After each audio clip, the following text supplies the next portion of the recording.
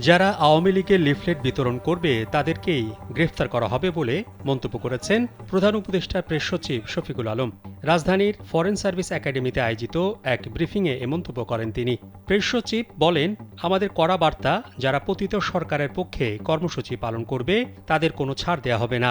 আওয়ামী লীগের লিফলেটে যেসব লেখা রয়েছে সেগুলো খুবই আপত্তিকর, তাই যারা এসব লিফলেট বিতরণ করবে তাদের গ্রেফতার করা হবে। এ সময় তিনি বলেন, ৫ আগস্টের পর সংখ্যালঘু নির্যাতন নিয়ে হিন্দু, বৌদ্ধ, খ্রিস্টান ঐক্য পরিষদ মিথ্যা তথ্য ও প্রোপাগান্ডা চালাচ্ছে। শফিকুল আলম বলেন, ঐক্য পরিষদ জানিয়েছে ৫ আগস্টের পর বিভিন্ন ঘটনায় ২৩ জন মারা গেছেন, যা মিথ্যা তথ্য।